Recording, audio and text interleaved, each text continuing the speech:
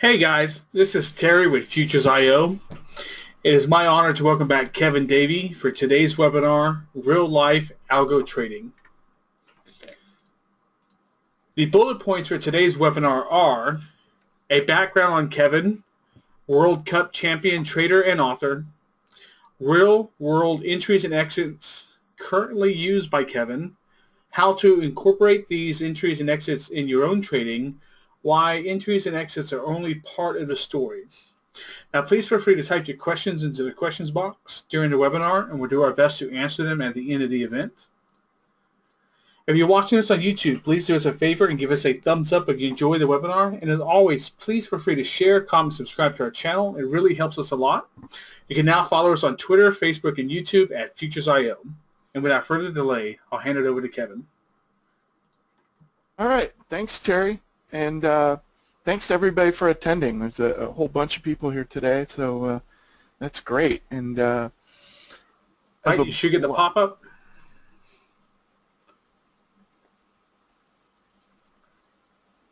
Yep. Okay. So you should be able to see my screen now. So yeah, thanks everyone for attending, and hey, let's get to it.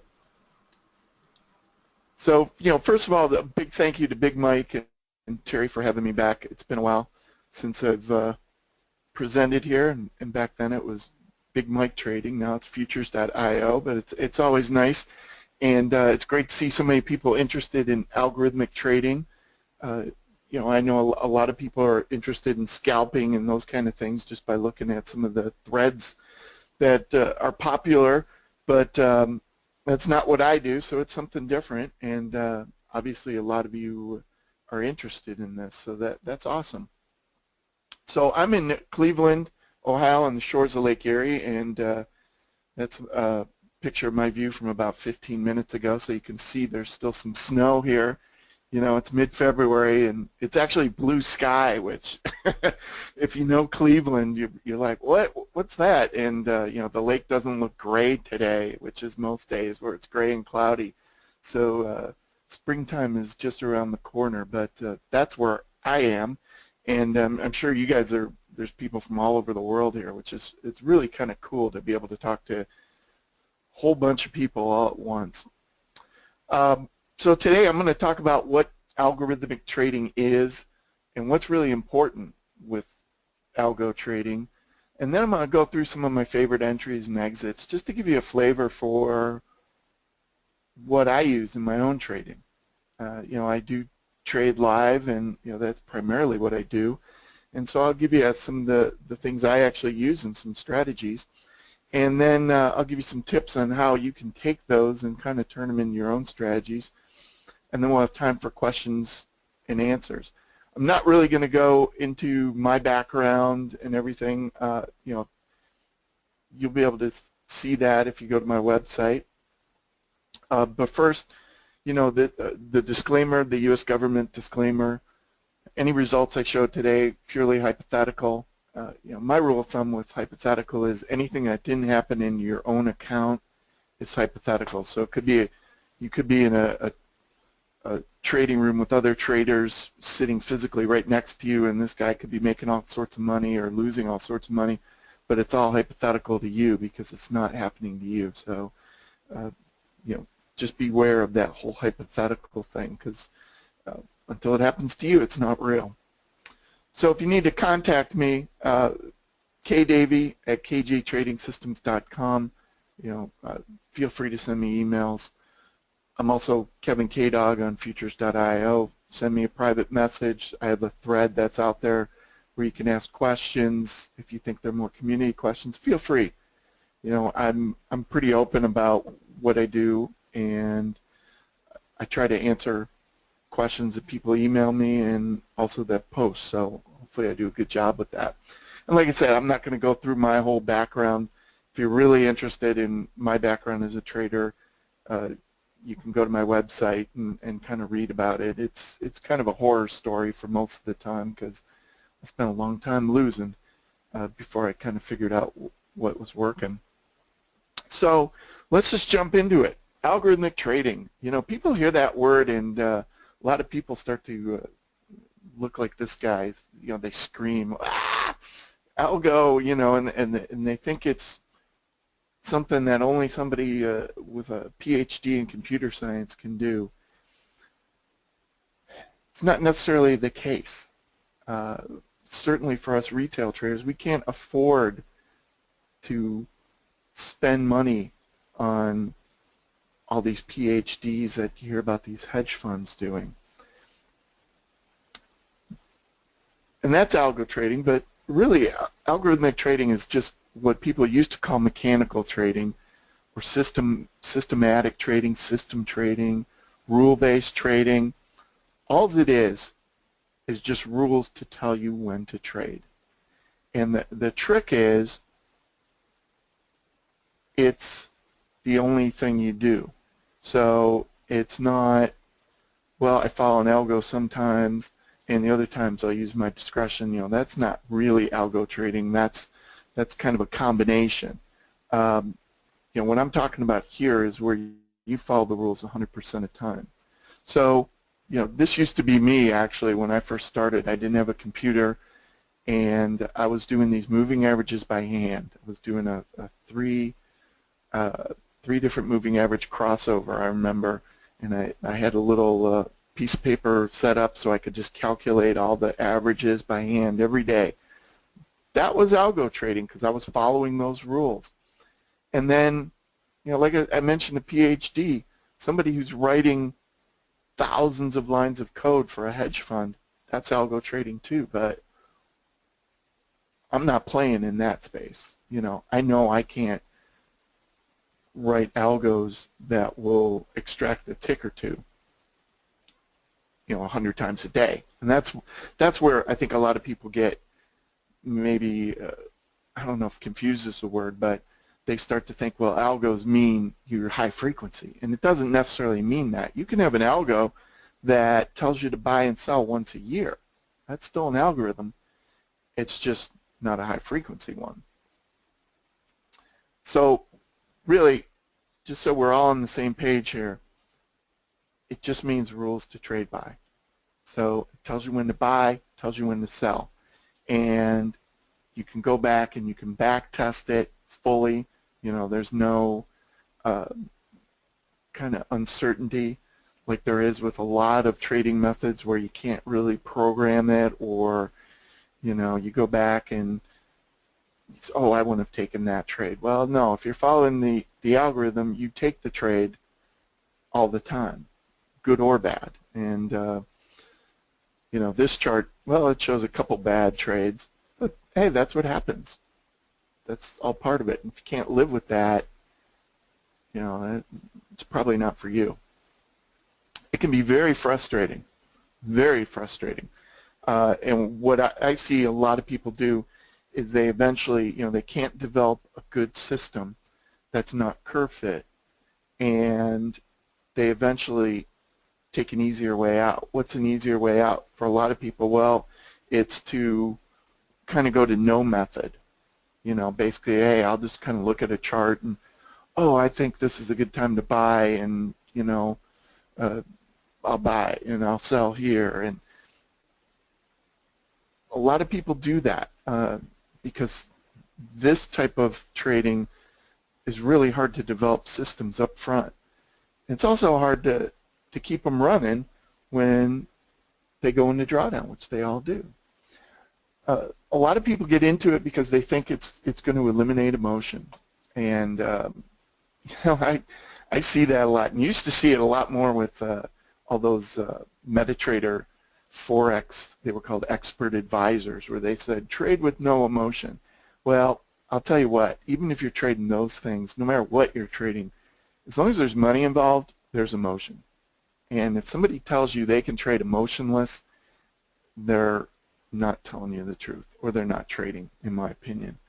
Because I trade a whole bunch of different algorithms and strategies, and if I have a big losing day or a big losing week, it still gets me. And the emotions kick in. Oh, should I get rid of some systems? Should I turn them off? Or should I double the size on the bigger one? And there's still emotions. It's just different, but they're there. But it is completely different from you know, chart trading where you're discretionary, you know, like price action traders and those kind of things. It's different because people ask me all the time, you know, what's your opinion of gold?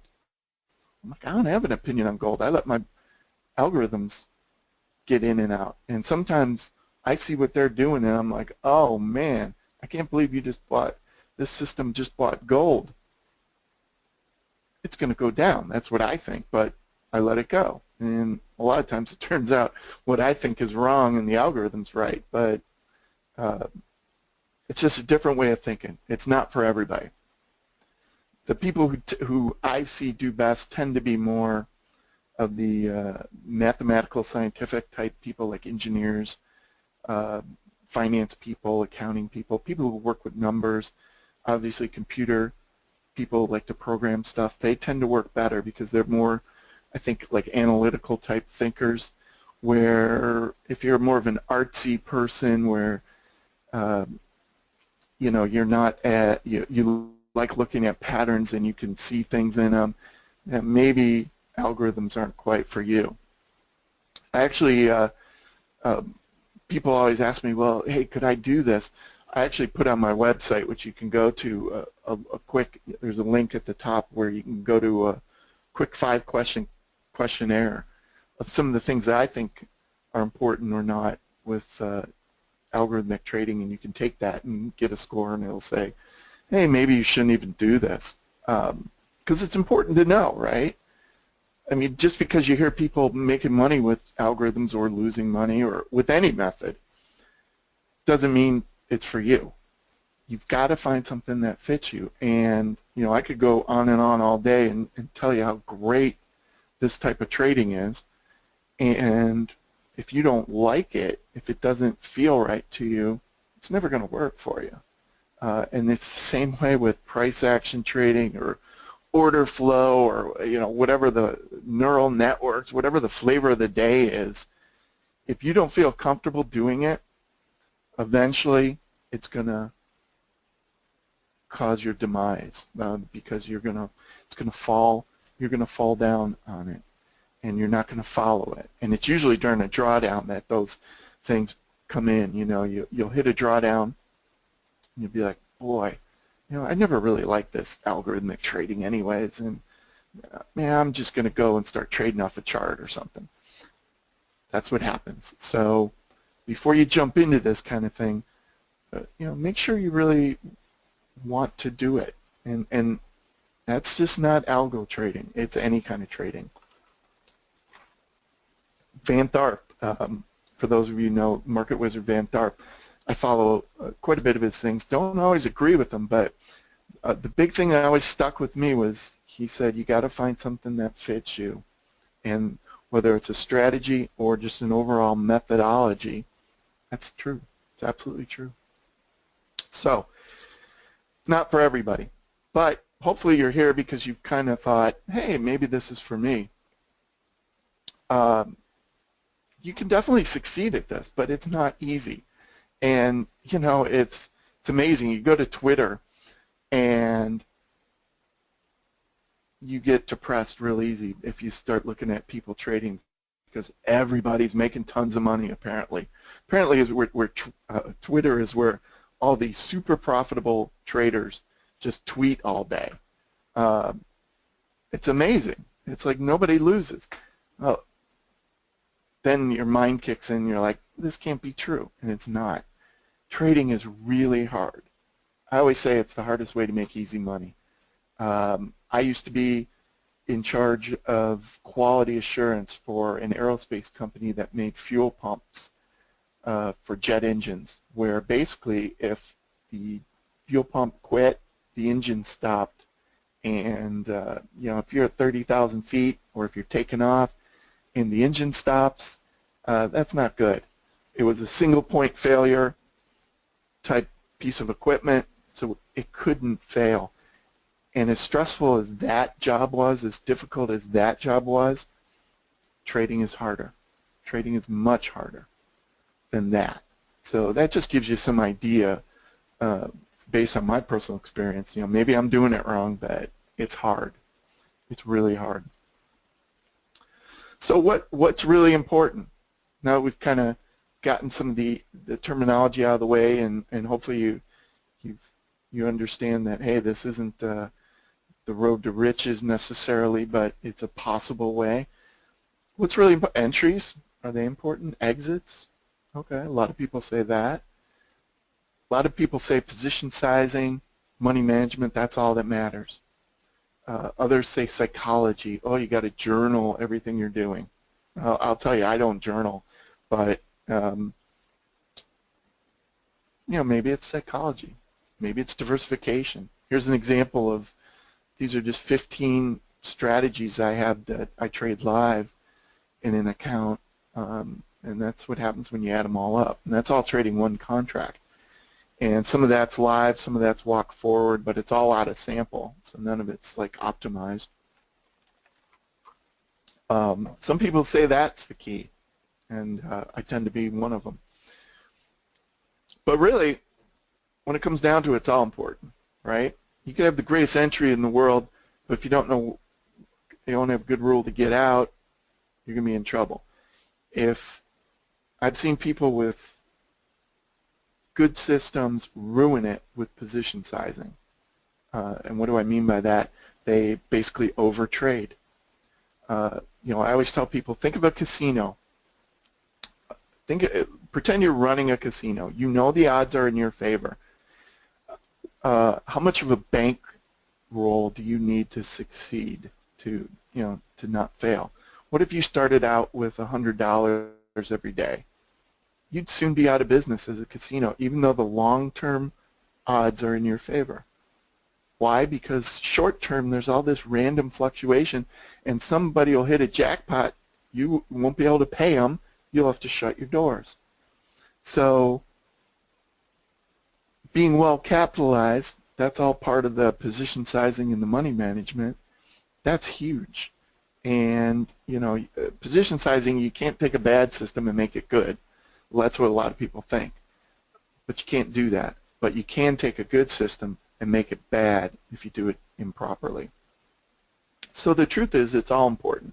All those things I just mentioned just fit together. And if you're missing those pieces, you're going to lose. You're just going to lose. It's amazing how the market can figure out how to take your money, but it senses weakness. I don't know how, but because I know it's sensed enough of mine, and it saw when I did things wrong, and it just is uncanny how it takes your money. So all of it's important. And obviously, just to kind of follow up on that, entries and exits, that's what's going to give you your edge. And then your position sizing and money management psychology is going to control your risk, control your emotions, and you're going to try to maximize the reward, especially for whatever you risk. Diversification, like I said, it's most important in my opinion.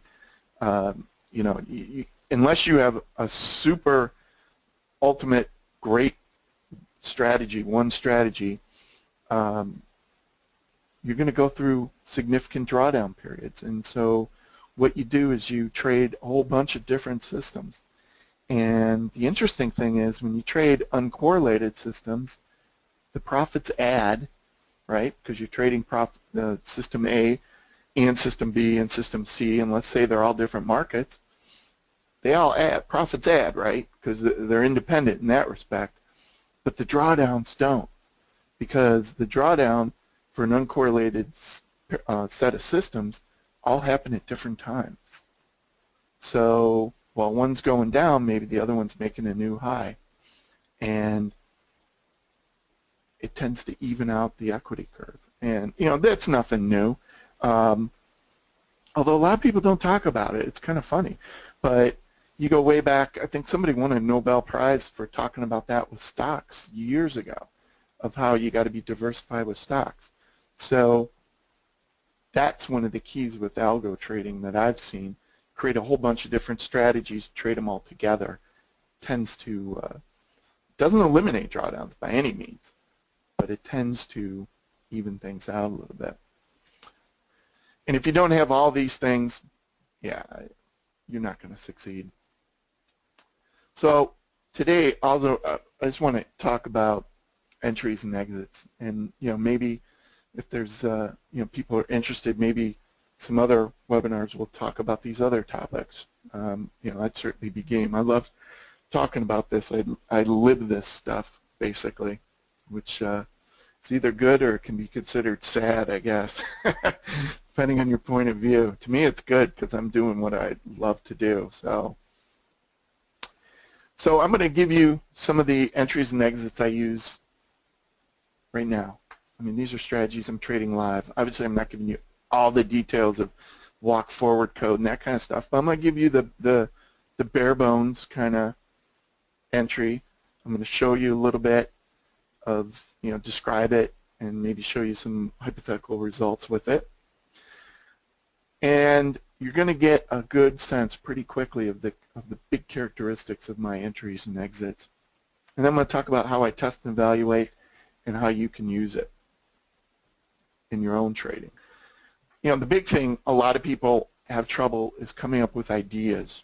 I see I have an old Big Mike's logo here. I should have put the futures.io logo, but to really be good at algorithmic trading, you got to create a lot of strategies. You got to test a lot of ideas, and you got to get ideas from everywhere. Basically, you always got to be looking out for ideas. I've actually had dreams where I wake up, and if I remember it, I'll be like, wow, I had a trading idea in my sleep. Or you're taking a shower, have a trading idea. Or obviously reading some of the popular trading magazines. All kinds of ideas out there. It's really important that you keep the ideas coming. And if you do it right, you're going to have a lot more ideas than you have time to test, which is good because you always are going to be able to test. And it's an ongoing thing. It's not like you can do this for a month, create all your strategies, and then the rest of your life live off those. If you can, great, but my experience is you can't, because you want to keep creating new strategies. You either want to improve and replace ones that aren't as good, some break. You want to keep adding ones to diversify, to spread your risk a little bit. So you're always going to want ideas, and hopefully today I'll give you some ideas. They're not real complicated things, but it'll kind of get you thinking of things you can do. So all those ideas, the keys, I usually take things I see in books and magazines and then modify them to make them my own. I'll take a long-only system I see in a book, and I'll put a short rule with it, and maybe add a variable or take away a variable. And I make sure I test it rigorously. Wow, is that hard to say? Sound like Scooby-Doo there. You've got to have a good testing process. Too many people just will see an idea and immediately start trading it. No, that doesn't work. When it comes down to it, you've got to have confidence that your idea is going to work, or it has worked. That's the big thing with algorithmic trading, is you show it works the last 5 years. Does it mean it's going to work the next 5 years? No. But would you rather do that or take something you have no idea if it's good or bad and trade that? I'd rather trade something that at least has worked in the past. It's no guarantee it's going to keep going, but I like my odds a little bit better. And the other key for me, and I put it in red because it's really important, is to keep it simple. I can't tell you how many times I've seen things on some of these trading forums, like the TradeStation forum, where somebody says, hey, I need a new computer, a new trading computer. I was like, okay, why?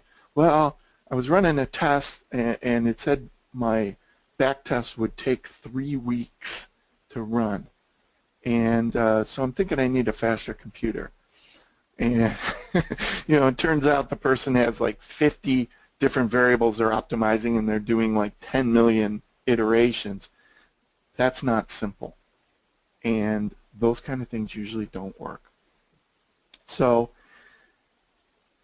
I make sure I keep things simple, and I just have this process that I use where it takes it from goals, where I want to be. You got to know what kind of strategy you want and what your goals are. Otherwise, you're going to keep tweaking your strategy, trying to make it better. And I'll tell you what, that almost never works, because all you're doing is fooling yourself. You're making your back test look better. That's easy, but it doesn't mean it's going to work going forward. And people, that's where the whole disconnect between, you know, I just said a couple minutes ago, well, historically it should work. Well, then people put in their mind, well, if it should work, then the better it works, the better it will work going forward. And that's where it's not necessarily true. There's a certain point where if you keep getting better historically, it's actually almost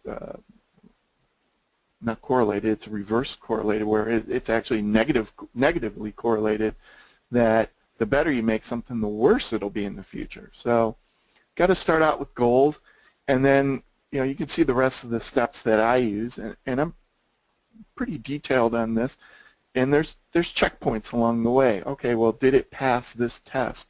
And if it didn't, you throw it out. You don't, at some point, you don't keep tweaking it.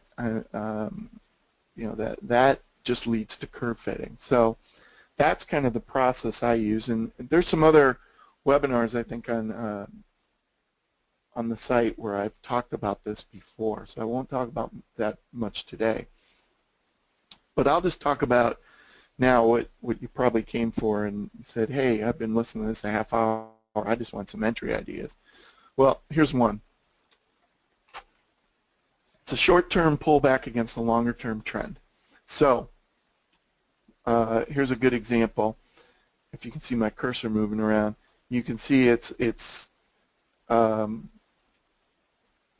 actually that's probably, you can see, whoops, you can see it going short here, and the longer-term trend here is probably still up, but there is a pullback here, and then it goes up again, and you're going short. And the idea here is that the short-term trend is sometimes more important than the longer-term trend. And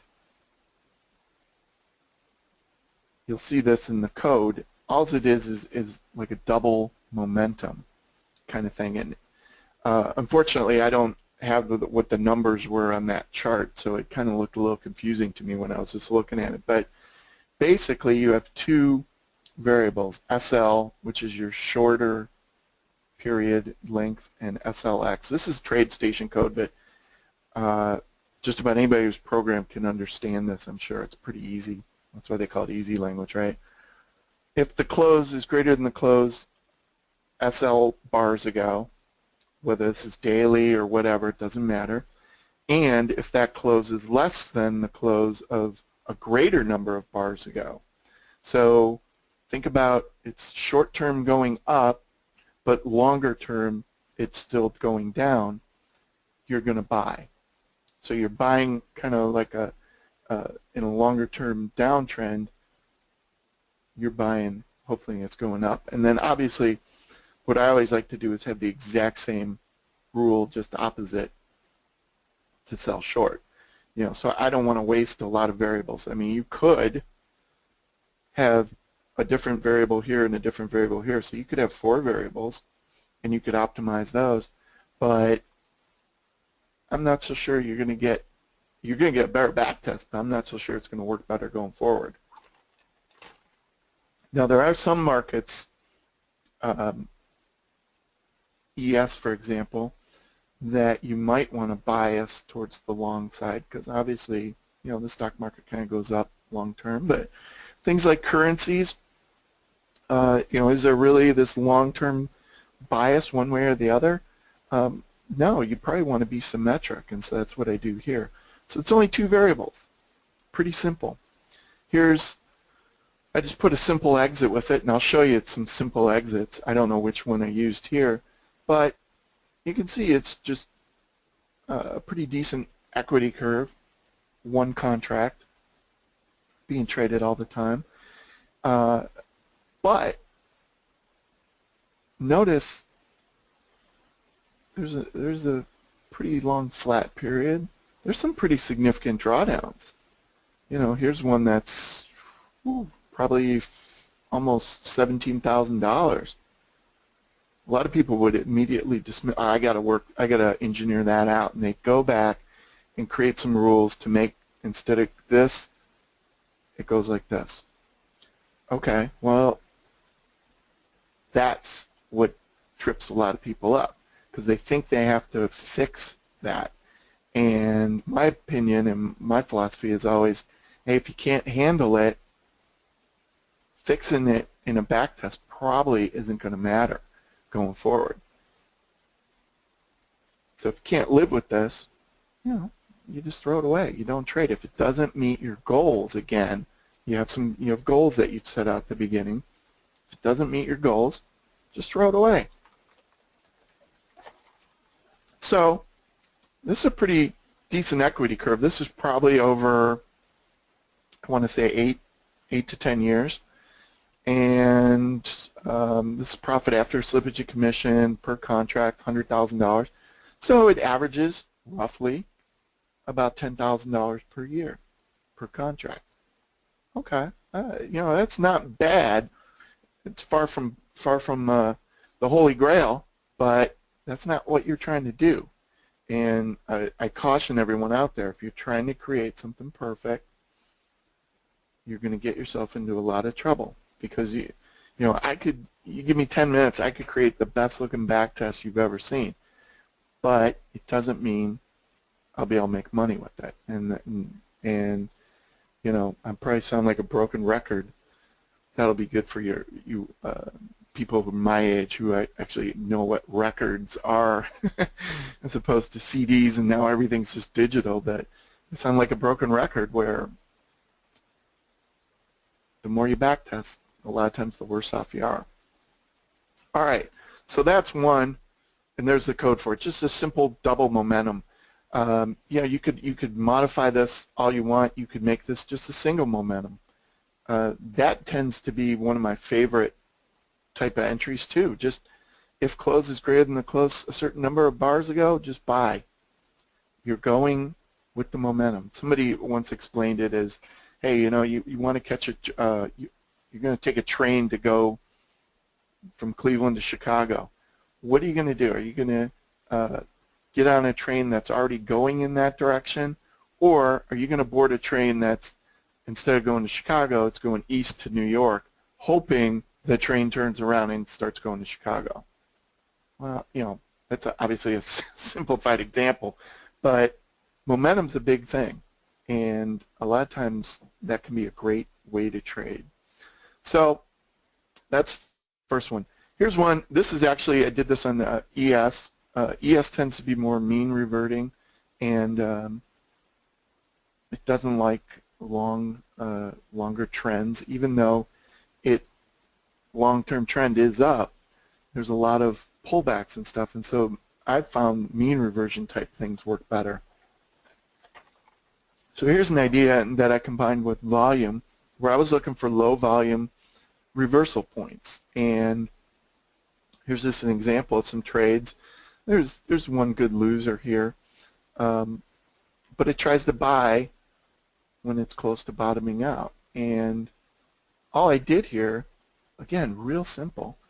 I'm looking at a 5-bar average, and if the volume is below that, so it's low volume, then that says, hey, maybe it's time to start looking at a trade.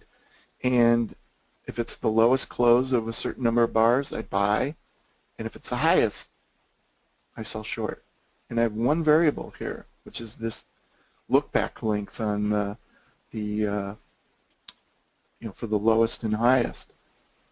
Pretty simple, and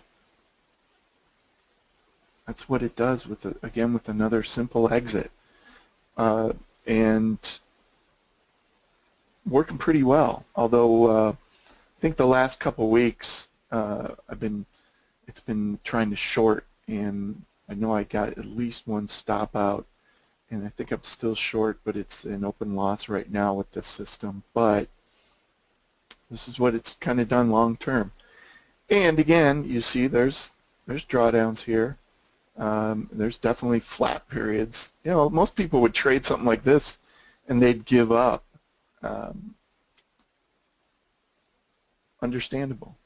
But you got to try to think longer term with some of these things. And if the long-term statistics are in your favor and you trade enough of these systems, you know, you don't need to make money with every system every year. I have a soybean system, for example, I've been trading for a number of years that, let's see, in 2014, it was superb. It just killer.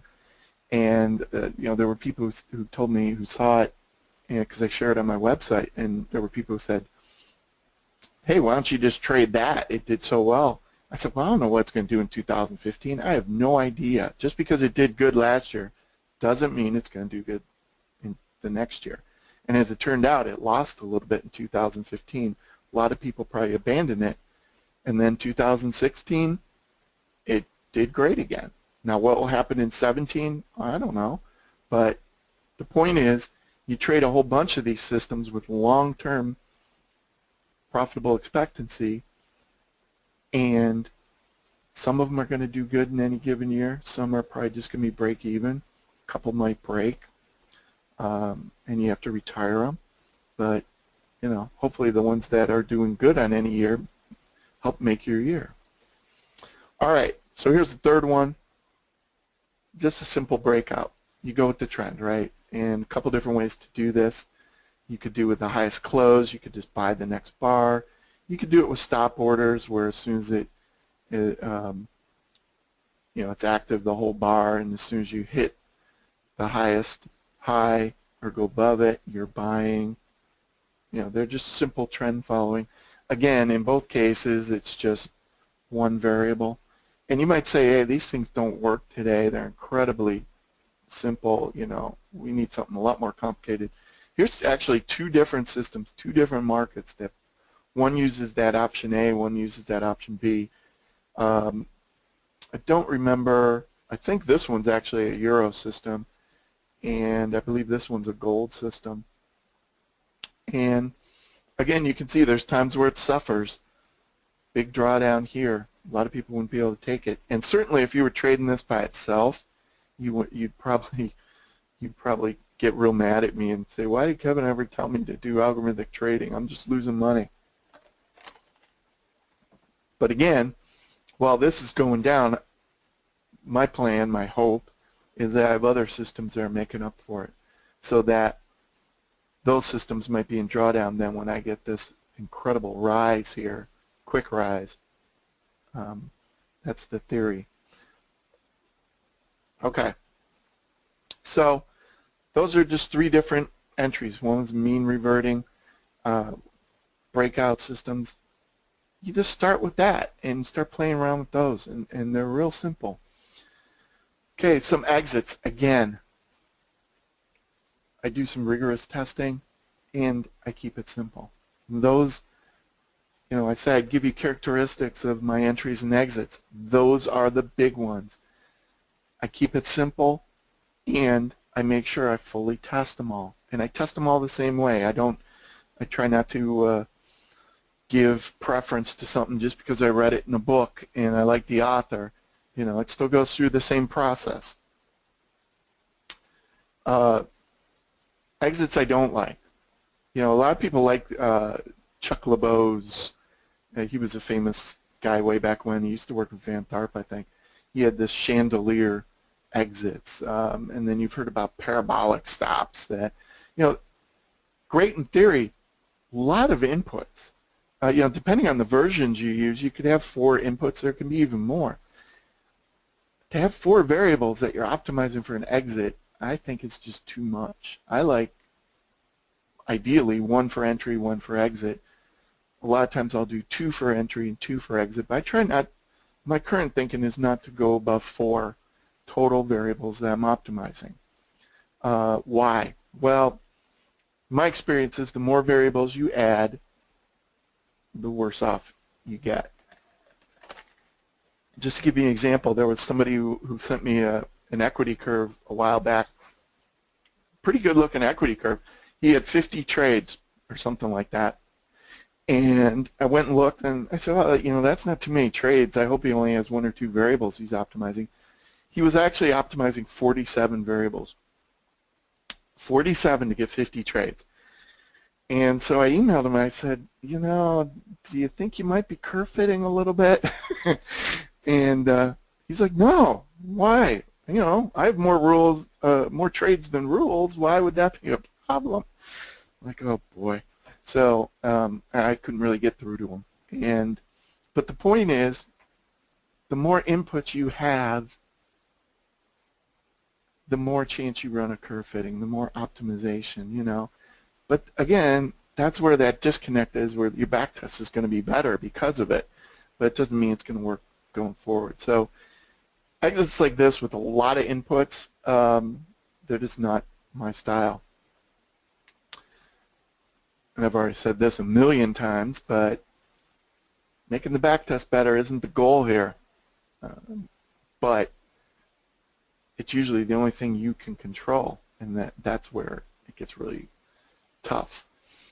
You can't control future performance. Future performance is going to do what it's going to do, but there's nothing you can do today and say, oh, if I make the backtest really good, it's going to work.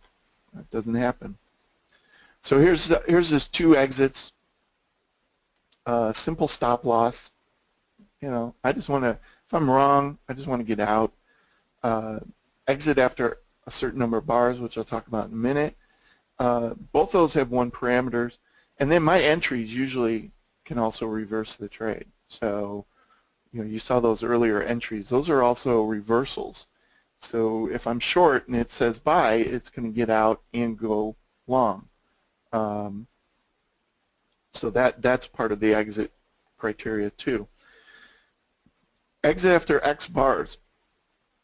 I've tried a ton of variations on this, and it's usually that you just exit after a certain number of bars, no matter what.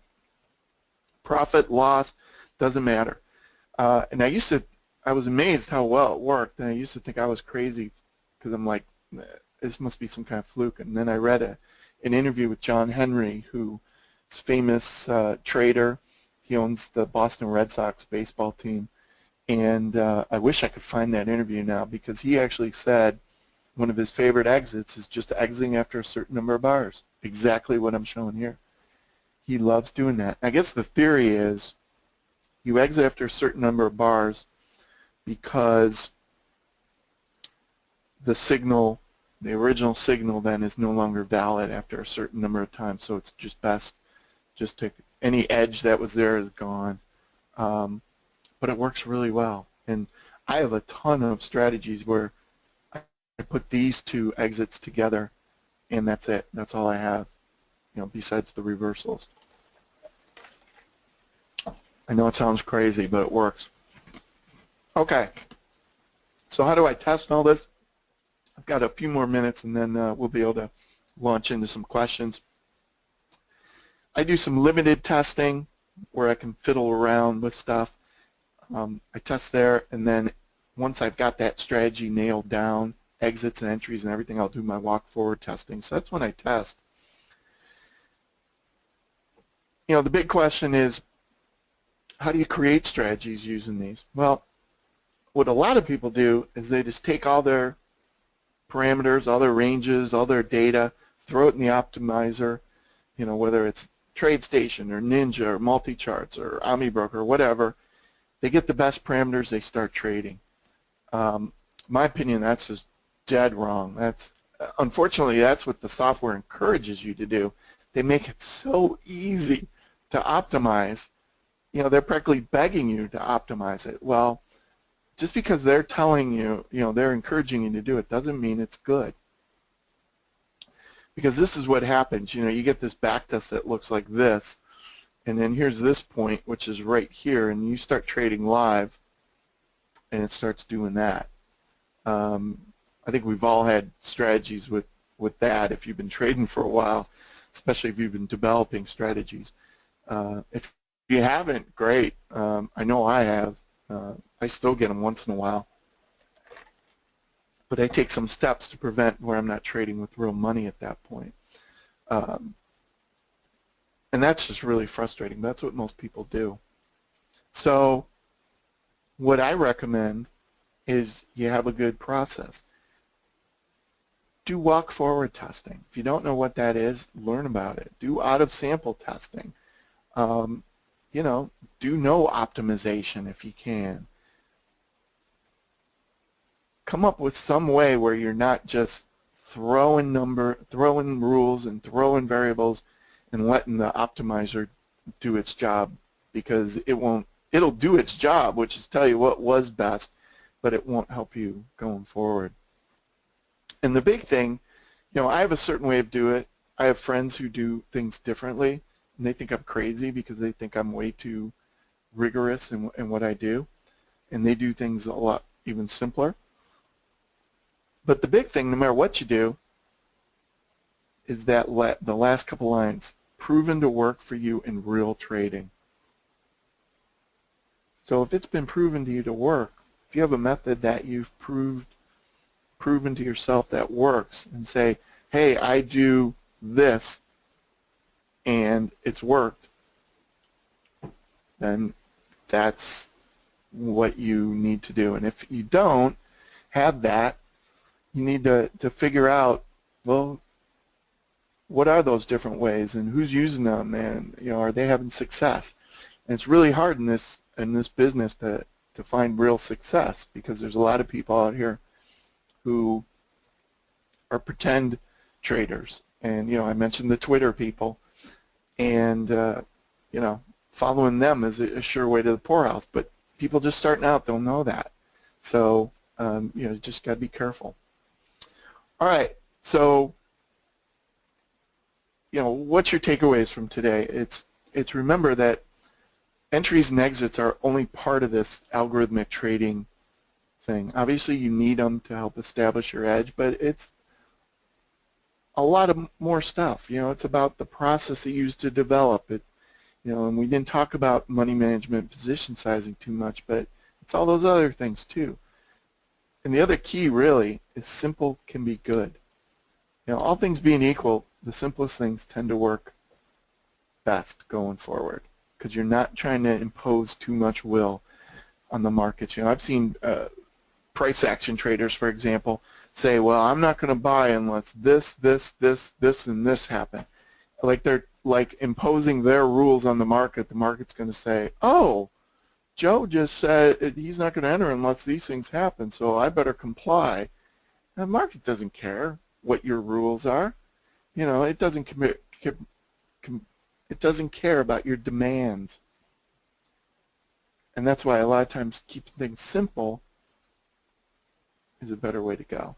So, and the last point, you know, the key, just learn how to build strategies the right way. And the right way for you is going to be something that works in real time. All right, so with that, I think Terry can start feeding me some questions. If for some reason you have a question that you know, you don't want to ask out loud or something, email me. People will tell you. Obviously I get a bunch of emails ever since my book came out, but I'm pretty good at answering people's emails, and you know, I love talking about trading. So. Okay. Let's see. Okay, I'm gonna make this first one off topic. Is it windy today at the lake where you're at? No, today it's not, but yesterday it was really bad. A couple days ago they had like wind warnings where it was bad. So, and I'm on like a 45-foot cliff, and the last time I was looking at it, you could just see bits and pieces of it falling, and it's like, oh boy, pretty soon I'm gonna have to move my house back. All right. Where do you get reliable and affordable historical futures data reaching back 5 to 10 years for testing your strategies? Well, I used TradeStation, and as part of TradeStation's thing, they have a full historical database of all the individual contracts, and also they have some good continuous contracts. So that's what I use. And the one thing I will point out, which is pretty important, is if you use other platforms, you might get data from a third-party vendor. All the data should be the same in its raw form. It's from the exchange, should be the same. Not true with Forex, but with futures. The big difference you'll see from data vendor to data vendor is their continuous contracts they'll roll at different times. They might be calculated different. So the only thing I caution people, if you're going to test with data from vendor X, make sure when you live trade, you're still using vendor X to drive your data, to drive your strategies. Use that same data source. Don't go to somebody else, because I've seen strategies that work great in TradeStation but fall apart in multi-charts because of the different rollover dates. So that's something to really watch out for. Okay. Will you not use or continue to test a quotation winning strategy based on certain factors? For example, if the percent of winning trades is only 25%, will you just scrap it altogether? Personally, no. There's a couple things there. One is, let's talk about like winning percentage. Is it really important? If you're trading one strategy or two strategies, it probably is important, because psychologically it's really hard to trade a 25% winning strategy, because most of the time you're going to lose, right? But you could still make a lot of money if you traded it. Think of long-term options, just deep out of the money options. You might lose 90% of the time, but if you do it right, 10% of the time you might make a ton of money, if there's a black swan hits or something like that.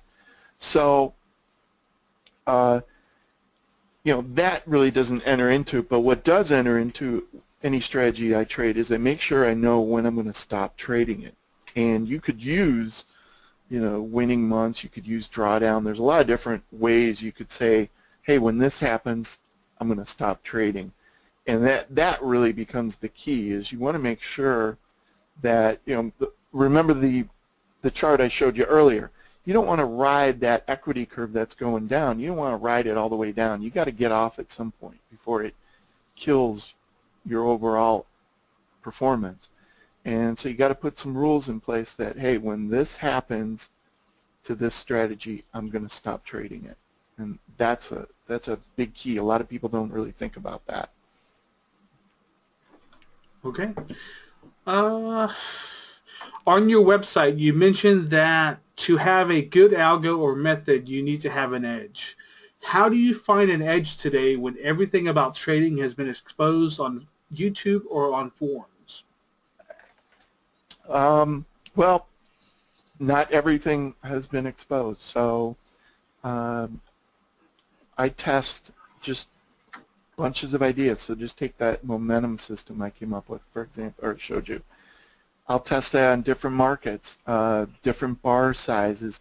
You look at different things, and you just try to uncover things that look like they've worked, and they've worked recently. That doesn't mean that, like I said, that they're going to keep working going forward, but that's what the process is. And unfortunately, it means most of the stuff that you look at is junk, and it won't work, or it did work up until 5 years ago, and then it stopped working. So that's definitely true. A lot of things come in and go out, and so it is hard, and that's part of the frustrating part of it. I didn't mention in this webinar, but normally I say, hey, you could easily test 100 to 200 different ideas or combinations of markets with strategies before you find something that works. It's not like, hey, I'm going to develop an algo and in 2 days you come up with something. You might, but you'd be really lucky. chances are it's going to take you a while to develop things. And, you know, but think of it this way. If you come up with 5 or 10 new algorithms a year that are all decent systems, you know, after a couple of years you have 20 or 30 systems, and then you're going to retire some that are going to fail, but you're going to add more, and you know, eventually you get to the point where you're trading a whole bunch, and I think you really take advantage of that diversification. Okay, great. What would you suggest as a good starting capital account size?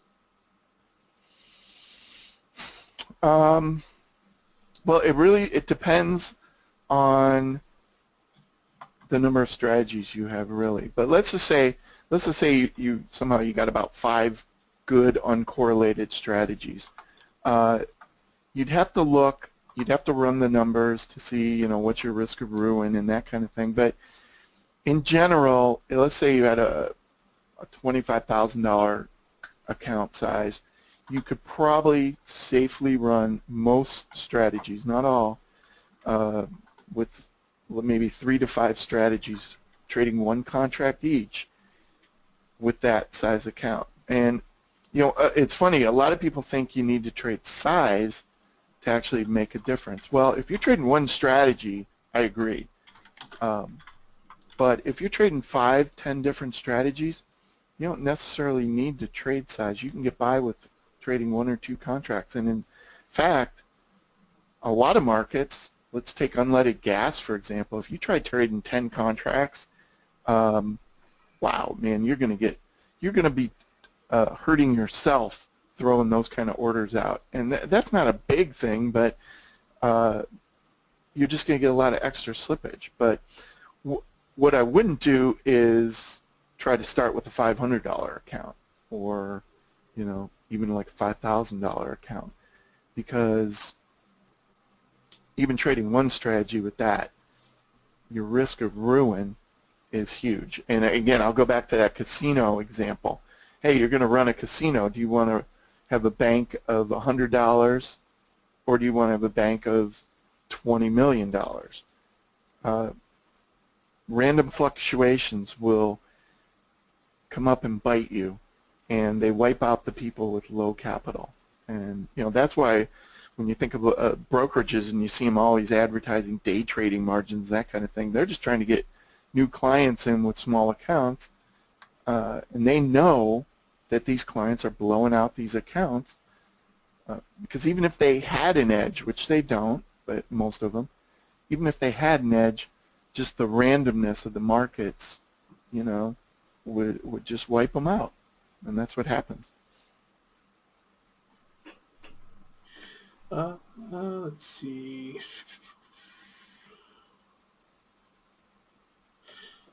What type of risk management do you use, i.e. trailing stop loss or regular? I normally use just a regular stop loss. So what does that mean? For a lot of the systems I tend to go into are more swing type systems, which will last days to weeks, because I found that just works good. It's hard to create intraday systems. There's a lot of noise intraday. And what I also found is letting your profits run. You know, that old adage really tends to work. And I do have some strategies that use trailing stops, but what I've kind of found with trailing stops is usually they end up getting you out a little too early, and you can't really take full advantage of the trend. What's the downside? Well, there's definitely a downside to that. If I have a $1,000 stop loss and I have a $10,000 open profit, there's a real chance that that trend's going to change and go all the way back, and I'm going to end up with a $1,000 loser out of a $10,000 profit. Does it happen? Yeah, it happens. Is it depressing? Oh yeah, it definitely is. But that's when I rely on the long-term history of it. And I say, well, no, for this trade that was awful, but in the long term, doing what I do is a better way to go. and that's kind of how you got to think about it. So for me, usually just simple stop losses work better, and actually not even ones that are, a lot of people use average true range. I tend to still use dollar stops. They tend to work better, at least in my testing, than even average true range type approaches. Okay. What is the average time frame of your algos or strategies? I assume well, they could mean like time in trade, which is normally days to like a week, couple weeks. I do have some systems that could go for a couple months to be in a trade. Those are real long-term trend followers. So that could be the question, or it could be just how long do these algos last. I always assume that an algorithm is going to stop working at some point, and you know, like I said, I put some rules in place that, hey, if this happens, I'm going to stop. I have some strategies that I've been trading for 7 or 8 years now. I have some strategies that I trade for a couple months and then just go bad. And I have some, you know, probably most of mine I've been trading for a few years. So it kind of varies widely. But if it's working, and by working I mean as long as it hasn't broken, and it might not be making money, it might just be trade and break even for a few years, but as long as it's not broken, I'll keep trading it. Okay. Do you incorporate any scaling in or scaling out of your strategies, or do you always trade all in or all out? Normally, I do have a couple strategies where I scale in, where I add to a winner and never add to a loser. I just might be, well, one, I've tested it, it doesn't work, but two, it's just a frightening experience because I used to do something called scale trading, which would buy on a scale down, and if for any of those you out there who have my book, you will recognize that as when I used to run to the bank at lunch every day, and I became such good friends with the woman who would do the wire transfer that I knew all about her grandkids, and I actually brought them stuff from the Cleveland Indians baseball games, little souvenirs for her grandkids. And you know, I never thought that was weird.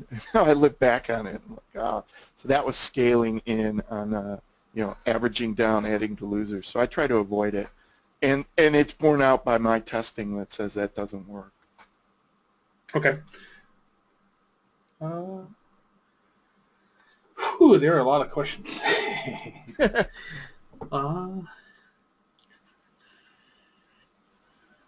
Let's see. Let me try to jump through the list so I'm not skipping people who are now. Do you include your open equity to calculate your position sizing in your portfolios?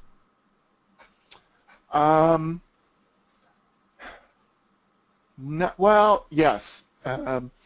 I do it a little different because when you're doing it as a portfolio, it gets pretty tricky. And so normally the way I do position sizing is I usually only look at it once a month, and because I look at the performance of all my systems, look at the equity I have, and then I do some things to try to maximize my return given, you know, what I expect for drawdowns and that kind of thing. And so it's not a real traditional position sizing, although I do, that's on a lot of, you know, I have a bunch of different accounts, I do that.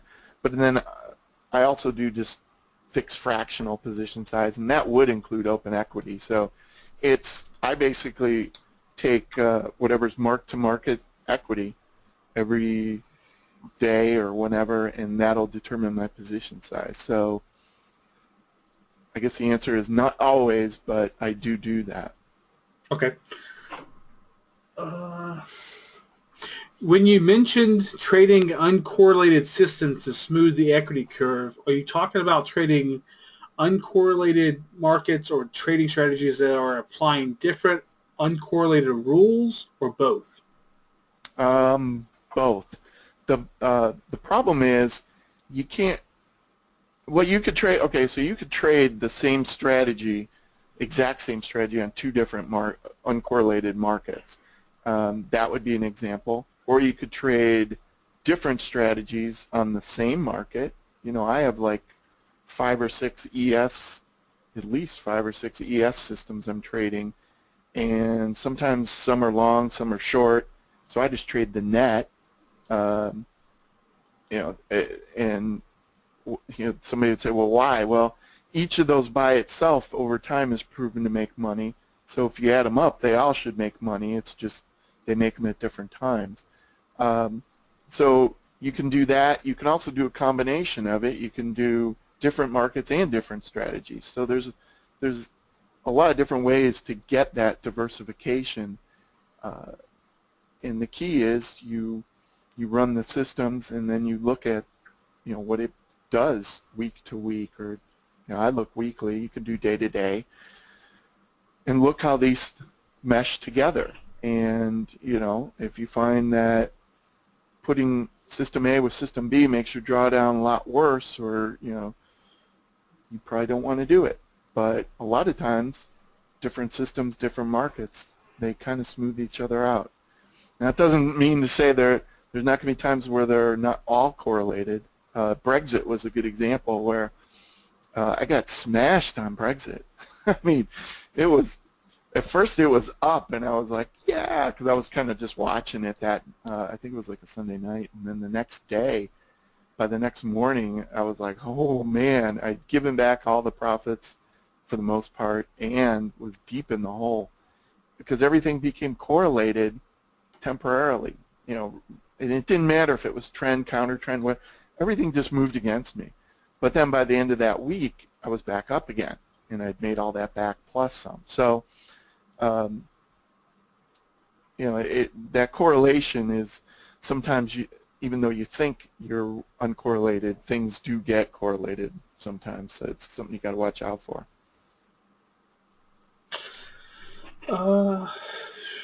I'm surprised that you don't mention market replay and testing against live data in sim. Would you suggest that? I didn't mention it, but if I go back, sorry, I have something here, a step that's called incubation, which is not necessarily market replay, and it's not sim trading, but it is more or less the way to think about it is you develop a strategy today, and you're not going to trade it for 6 months or 9 months or a year, but you're going to check on it regularly. You're going to re-optimize if you're supposed to, and then you see how it's done after that period of time. Has it still performed? And if it has, that's when you make the decision to go live.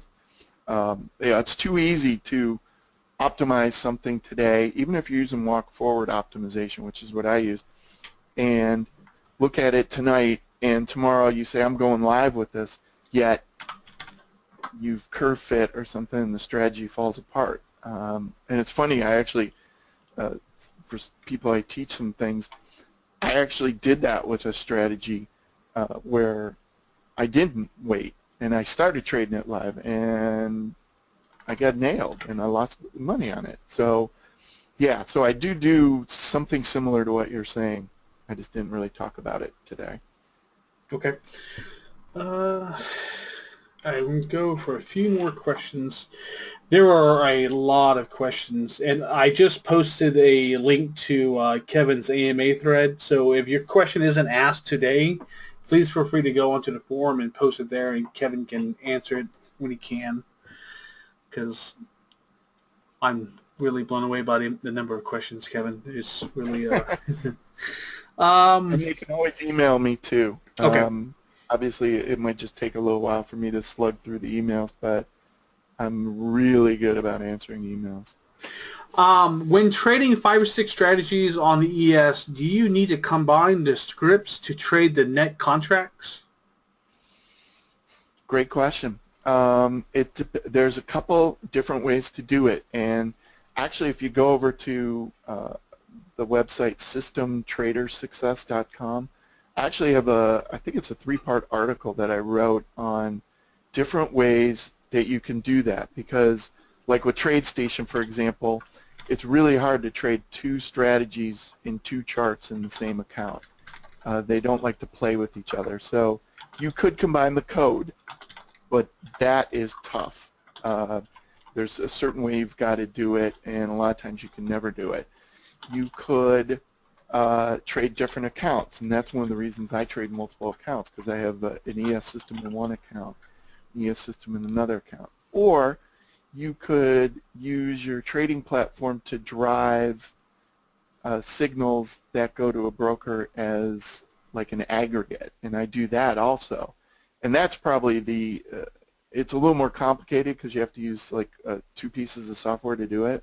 So, but it works real well. So I do that with some strategies where I trade, the signals come from TradeStation, they go to Ninja, and Ninja just is like an order bridge, and then it sends it on to my broker, and that just trades the net impact. So there's a bunch of different ways, and there's also third-party software that does the same thing, where they can connect to multiple brokers or to one broker with multiple systems and just go off the signals. So definitely, if you're going to get into this, you're going to want to investigate that. Okay. As a professional algo trader, have you tried any of the algos that others sell on their websites or in their rooms? If so, what do you think about them? All right, what is your opinion of buying a strategy? That's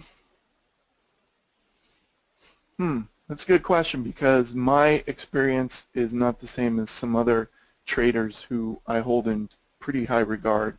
So I'll give you an example of a friend of mine who did buy some stuff from somebody, and it was actually you know, he had to sign an NDA and everything, but he got like the raw code, and he was able to take that and then modify it and create some good systems that he really liked.